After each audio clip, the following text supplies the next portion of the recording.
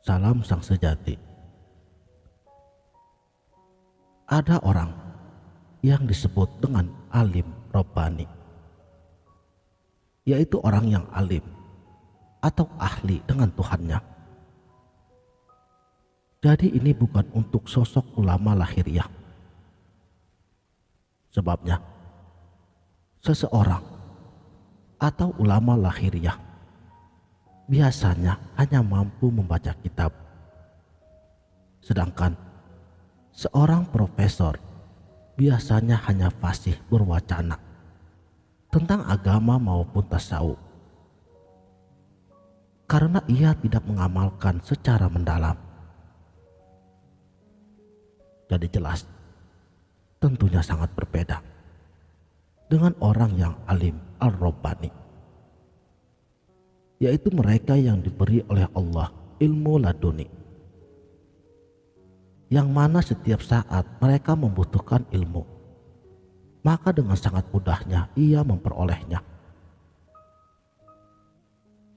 Namun, ia tetap mengembalikan semua ilmunya hanya kepada hak Allah semata. Jadi orang semacam ini, mereka tidak pernah kehabisan jawaban. Semakin banyak orang yang bertanya kepadanya, maka akan semakin mudah ia menjawabnya. Orang yang alim Rabbani juga orang yang sosoknya low profile, rendah hati. Ia tidak akan mengumbar kata-kata kalau tidak ada yang bertanya, kecuali hanya pada waktu-waktu tertentu. Misalnya ketika ia menjalankan rutinitasnya atau menjalankan tugasnya sebagai ulama. Seperti Rasulullah Shallallahu Alaihi Wasallam yang tidak akan mengeluarkan ilmunya bila tidak ditanya oleh umatnya, kecuali ketika beliau harus menyampaikan wahyu. Makanya semua asbab nuzul dan asbab al-wurud Al-Quran dan juga hadis itu merupakan hasil daripada pertanyaan dari para sahabat. Begitu juga orang yang dekat dengan Allah, ia akan diberikan ilham yang sifatnya setingkat dengan wahyu, dan firman Allah akan jelas dan gamblang sekali apabila penjelasannya itu didasari oleh ilham.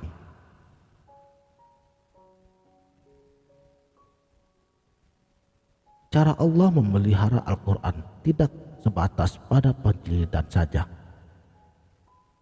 karena penjelidan bisa dilakukan oleh siapa saja.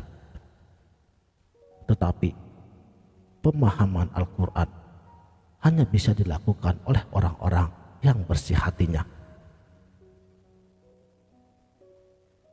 Sebagaimana janji Allah, kami yang menurunkan Al-Quran dan kami yang memeliharanya.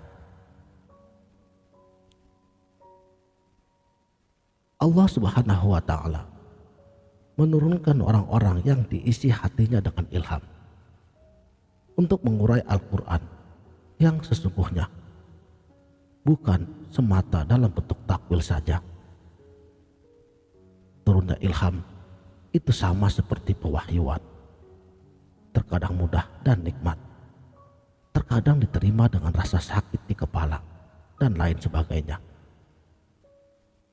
Wahyu dengan ilham tentunya tidak berbeda jauh. Hanya saja, kalau wahyu hanya untuk para nabi dan para rasulnya, dan ilham untuk para waliullahnya. Dan bedanya, kalau ilham itu tidak boleh ditulis karena akan mengganggu. Sebagaimana Rasulullah Shallallahu Alaihi Wasallam yang tidak pernah menyuruh sahabatnya untuk menulis hadis, meskipun bila para sahabat menulis tidak terapa-apa, karena bukan merupakan sebuah larangan keras. Jadi sebenarnya diri kita ini, semuanya tanpa terkecuali, itu sangat dianjurkan untuk menimba ilmu dari yang hidup. Artinya kita menimba ilmu dari seorang mursyid. Sebagaimana Abu Yazid Al-Bustami, beliau menyatakan, "Hai kamu, mengambil ilmu dari mayit ilal mayit.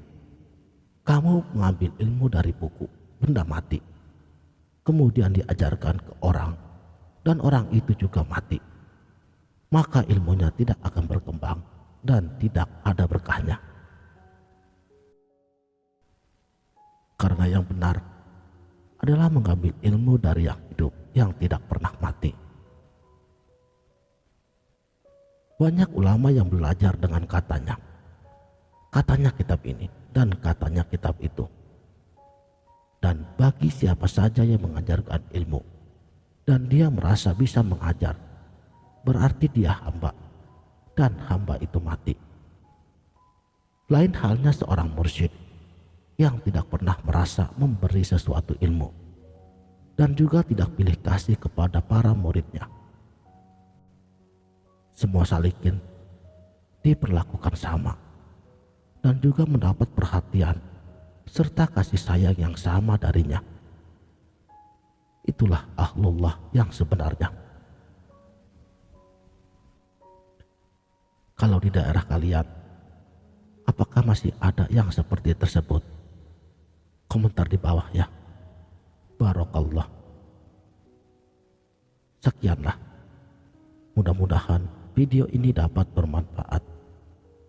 Wabillahi taufik wal hidayah. Wassalamualaikum warahmatullahi wabarakatuh.